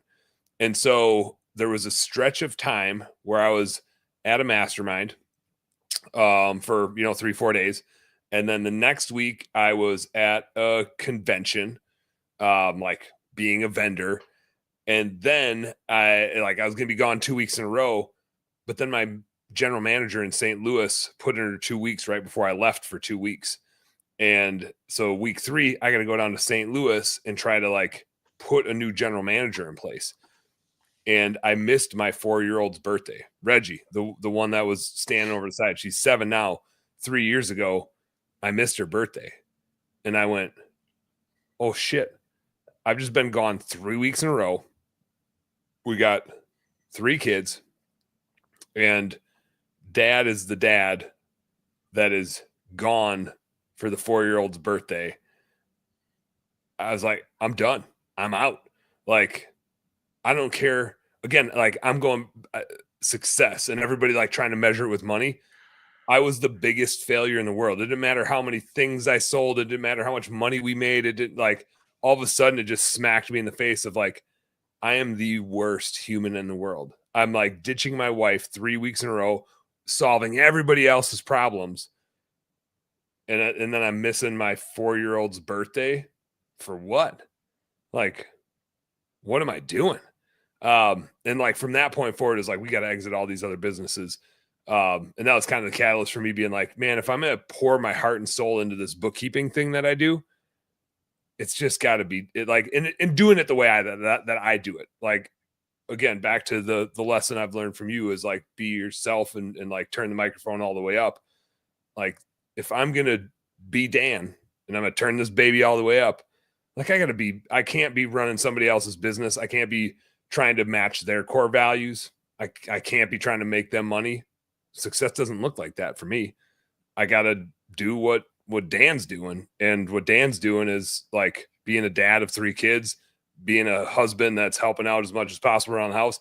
Like it has to be, and not that my old business partners were like a detriment to that, but my guilt complex of like feeling like I owed them something would always take away from my family. Like I will give and give and give and give. And ultimately, like, I'm the first person to suffer, and then my family's the next person to suffer. And I was like, I got to change that narrative. I do need to do a better date night. It's a little trickier with 3 kids I found, which like goes without saying. That's like a no shit Dan type of comment. Like, of course. Darlene, I see your comments. I got to hit some of these. But my wife and I, Keith, did a date night a couple weeks ago, and Grandma Darlene watched the kiddos. So we just went on a date, and we had no idea what we were going to go do, right? I don't even know if we know how to go on a date anymore. It's been so long since we've been on a date. Like, we'll go bow hunting and stuff together. We'll go like hang out. We'll do like activities together. But we just went out like it was our first date. Like, where do you want to go? Where do you want to go? Not even out to dinner. We ate dinner at home. We're cheap. Like, let's go. We're going to go to this indoor like brewery / arcade / mini golf place that's in like a warehouse basement. And it's a goofy, trippy place. But like, we grabbed a couple beers. We played around a mini golf. It's like old school arcades. They're all free. My wife and I played Die Hard arcade for a good 45 minutes until we beat the game. And then we like went over to the little basketball pop shot game, and we were stroking some hoops, grabbed another beer. Like, we just went out and like played together.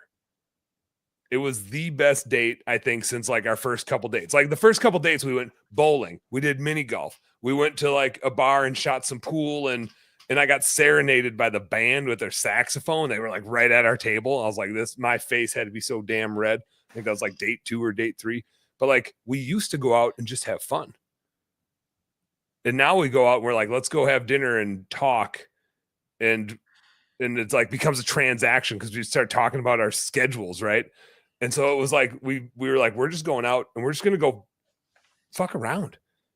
Like, we're just gonna go have fun and we're just gonna play. We're gonna go we're drink some beers, do some mini golf, and go do arcade games. And it was the best freaking date. It was so fun. So fun. Dude, like, I forgot we could be like best friends.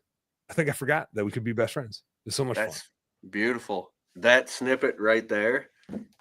Just play that to a bunch of like, married couples that do business, I bet lights would be going off, because even as you were saying that, I was like, when's the last time I went and played mini golf with my wife, or we just went bowling or something like that? We went bowling once in 2018, and it was ridiculous, but it was fun. Oh, yeah.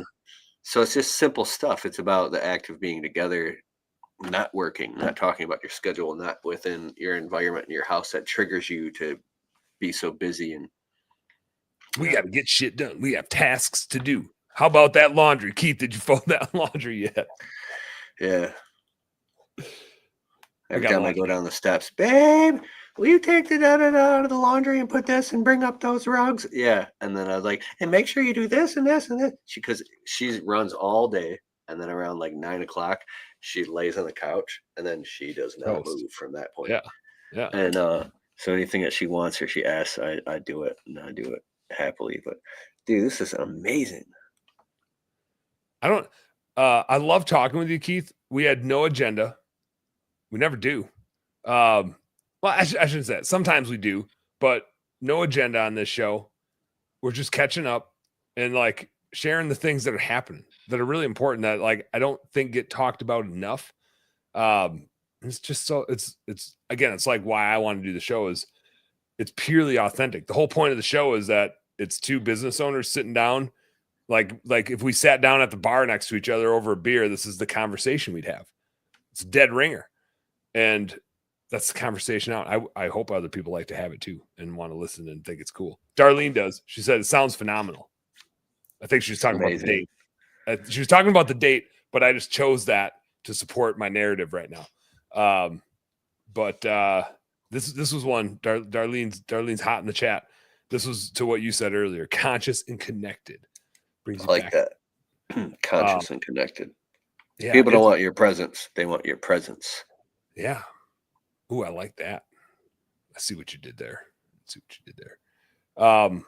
What are you working on going forward? Like, where's your path? Where's your vision? What's got you excited in the future here? Yeah, so I'm writing my 5th book. No kidding. I am building the Untrapped Alliance private group. We're leaning into a new content strategy for social media. I'm going to do a deeper dive this winter and figure out what I really want to do with my landscaping business. I might keep it where it's at, which is tiny and just a little tiny profitable business, because even the thought of having to manage or delegate to other people, I've had people be like, well, yeah, but you should grow the business and then you can just be the guy who just delegates. But even the mindset, It's also the still a lot of work. yeah, all of the emotion and tension of, your word is on the line across every single customer every day. It's such a trap to me, because that's not where my passion lies. My passion is in communicating, and so I'm diving deeper into the Bible. I've been reading the Bible every night for 17 months straight, and really unpacking and learning. There's so much wisdom in there that it's pulled me away from reading other books currently. One of the best And business books to ever be written. it is a great business book. And then talking about, I'll just say it, starting a family with my wife. Yeah. That's where I'm at. The landscaping business is interesting to me, and you and I have talked a little bit about it. It's so tricky, and this is just from the outside looking in, like, in a way, and I don't mean to like put thoughts in your head. This is just Dan's point of view. In a way, like, it defines you. It is like your idiom. It is and like, I'm coming from a dude that got into home services in 2016. And like you said, you have helped tens of thousands of people start small businesses.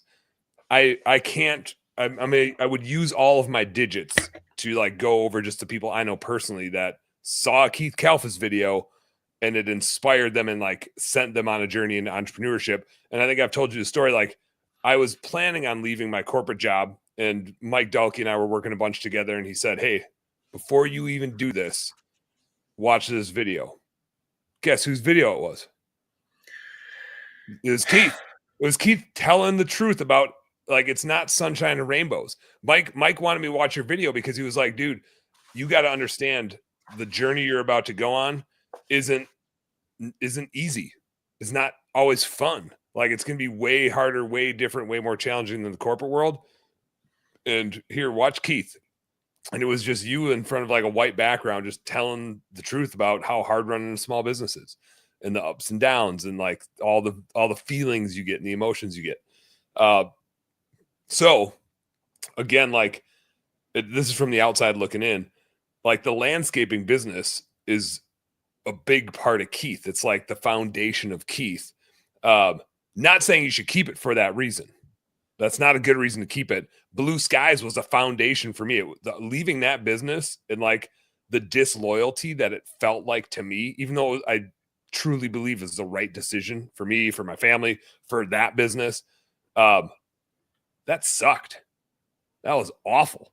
Like, it just like emotionally was awful because I had staked it was who I was, right? When people heard Blue Skies, they were like, that's Dan's business. Like, that was it was tagged to me.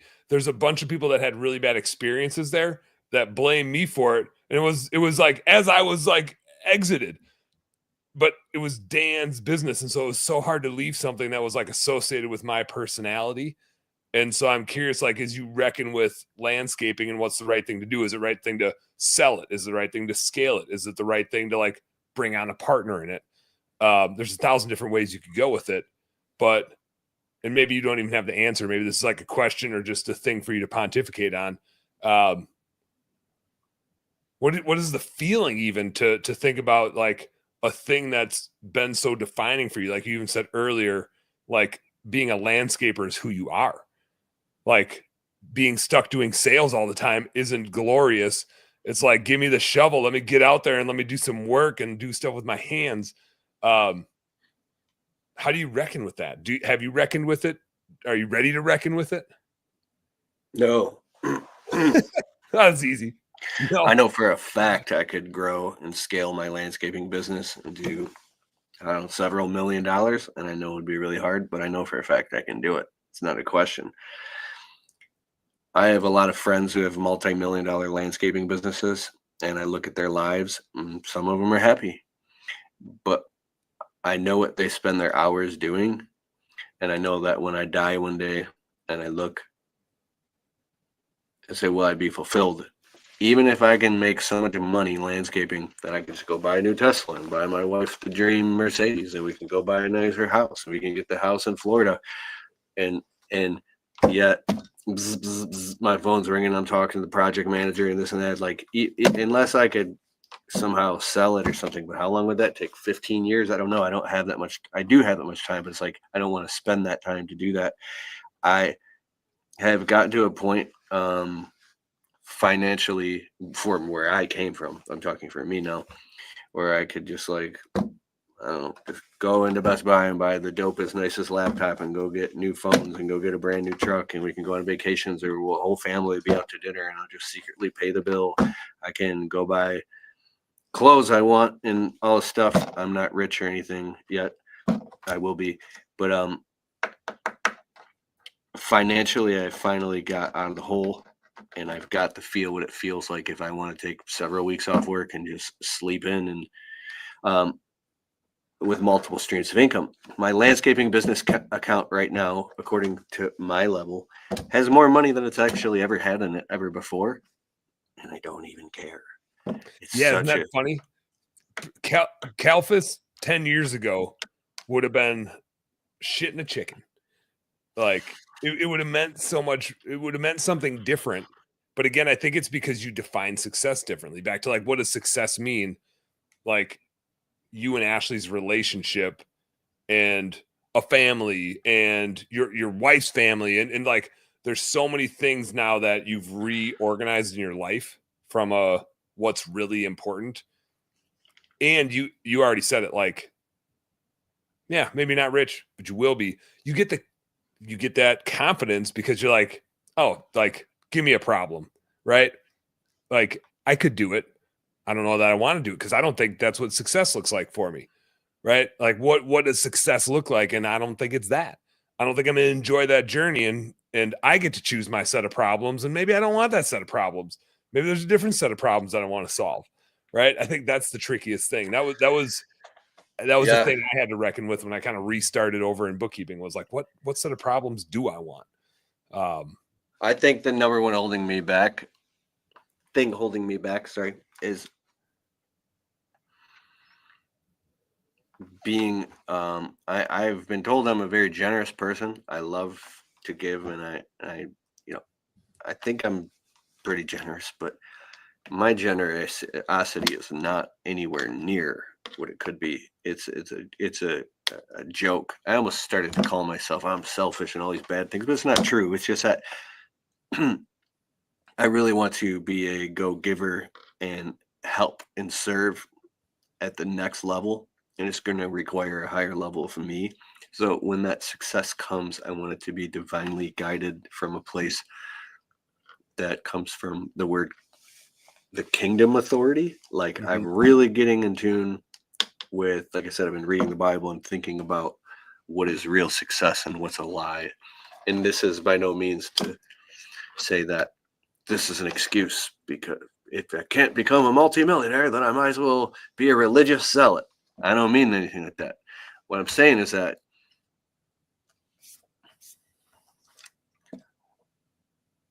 the path has to be the right path, and the right path for me, because I'm not just going to start running and climbing up ladders because they equal money, because I have chased the dollar for a long time, and I've been miserable chasing money. And I do have multiple streams of income. And I've found myself so miserable chasing money, comparing myself to other people, and being frustrated of, why don't I have X, Y, or Z yet? Why does so-and-so have this and all these things in his life? But I've also experienced levels of wealth that aren't tied directly to money, that are beyond some of the people I know that have a lot of financial that have a lot of money. So Mhm. I've gotten to experience the things and fulfill dreams that were deeply connected to my heart. And if you would have asked me 10, 15 years ago, I'd say, screw those dreams. I need to get some money. Because Yeah. in survival Very mode, you need money. And so um, I'm like a squirrel. I work and I work and I save and I save and I work and I save and I save. This is crazy. My voice just smoked. I have friends that do real estate and make millions of dollars. Keith, why haven't you gotten into the real estate game yet? Or each person, whatever you ask, if you go to somebody, they'll pretty much tell you, well, I'm a black belt. You need to join Taekwondo and go become a black belt. Yeah, I So, know exactly what the path is for you. Check out how I did it.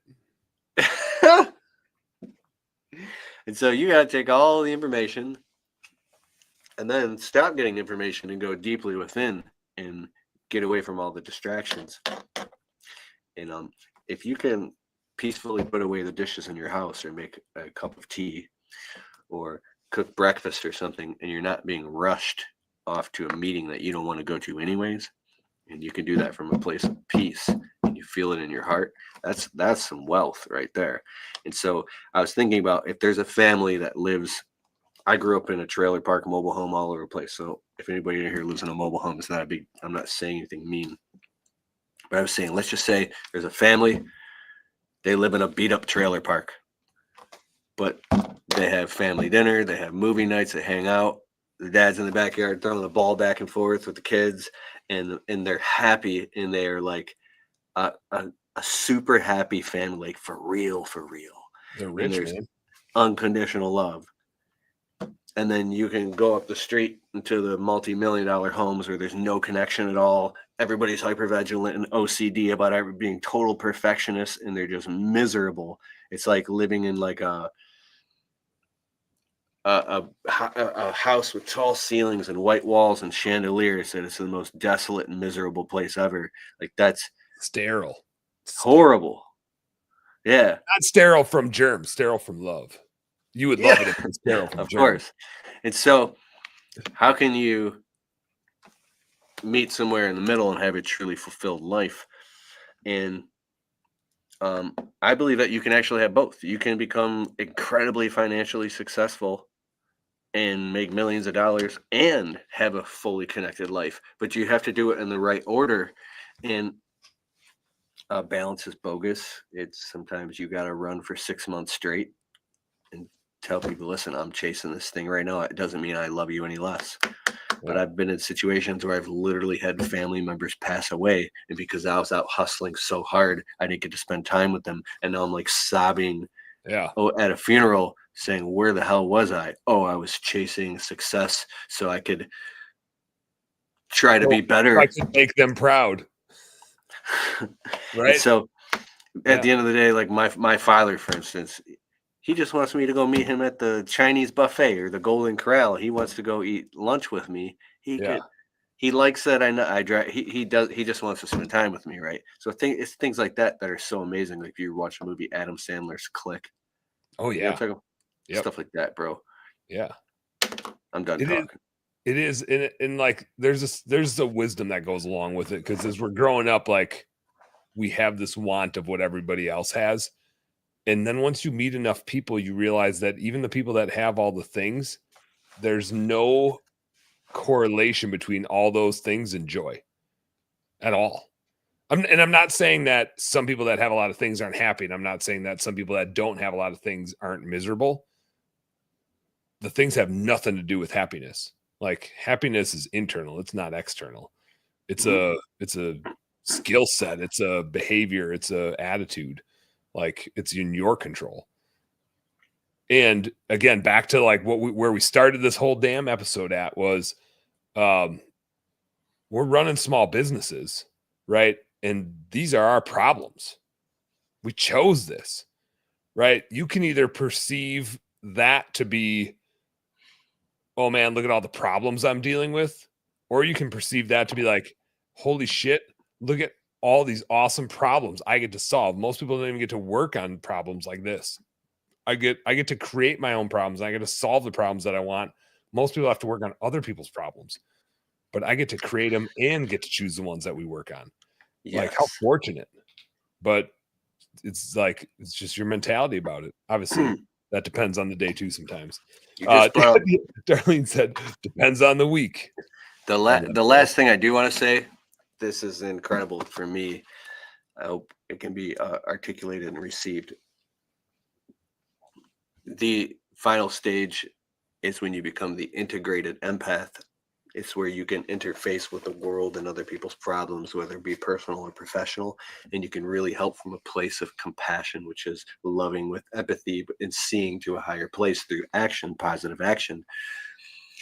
And through interfacing with it doesn't mean you're cold or detached and you don't care and you're just transactional. It means you actually care for real, and it doesn't get all over you and mess up your psychology or your emotion. You don't become messed up or overworked or burdened. You don't carry a heavy burden from it.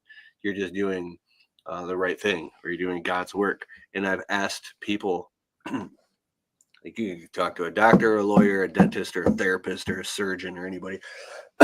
How in the hell do you do that and deal with people? Like, imagine being a dentist and you deal with people like, and they're in pain, right? And their auric field is radiating pain, and you go home with possibly, I don't want to get in details, but how do you become an integrated conscious, a fully conscious, awakened empath to the point to where now you can do it in joy, and your energy level is so high and you're so centered and grounded in who you are that you pull them up just by people even interacting with you. You raise them up. You're not influenced downward and pulled down. You have this heavy burden. You awaken in consciousness. You vibrate higher to the level to where now that low stuff can't even attach to you. It's a beautiful, beautiful thing. That's success to me. Oh, I love that. Let's end on that. That's a closer. Darlene says, Keith, I've enjoyed hearing you. Lots of profound stuff. You sound like you got your junk together. I enjoyed this. Much honor and respect to you. That made me laugh in a happy way. Darlene's because awesome. One of my greatest insecurities is that I'm stupid or something like that, or I'm an idiot. And so thank you, and I'm very honored. Keith, it's such a pleasure, man. I feel like I'm like, if you let me, I'll damn near kill you here if we just keep talking. Like, I'll wear you down so much we could go on for hours and hours and hours. But it's past your bedtime. You got to rest up, get that equip mojo out of you. You got to go lay in bed and warm up Ashley's feet. She's for sure a cold foot sort of person. I think all women are like that. The minute you crawl in the bed, they like somehow they're dead asleep, but their feet get over by you, and like it's like a magnet. That's what happens when I crawl in bed. Marty's like, there's just her ice cold feet just somehow stick to me. So awesome. Go do that, man. I appreciate the holiday, buddy. Like, it's so good to catch up with you. We should do it again sometime. I got to fly out and record some stuff in the podcast studio. I got some goal setting stuff that kind of like wraps itself into a lot of our conversations tonight. Are you talking about flying out to my studio? Yeah, hell yeah, dude. I got this new piece of technology. I'll tell you later on Boxer. Basically, it's going to streamline the entire process. We could film high quality, and it's like an AI producer that produces everything, and the show's produced, done. None of this paying $700 per video and waiting weeks. So we could just just bang out content and inspire people. Hell yeah. I got some good stuff, and it goes along with a lot of stuff we talked about tonight. I had to rethink a lot of what success looks like and what is my purpose. I had some time to think about it. So I got some content on how to like make sure you love your business, because these are our problems. We chose these problems. Tell Ashley I said hi. Tell the pups I says hi. And hopefully I get to see you soon, man. Likewise. Have a good night, brother. Thanks for having me on your show. Hell yeah. Business nerds, you guys know what to do. Work smarter and harder. Go earn yourself some pride. Catch you next time.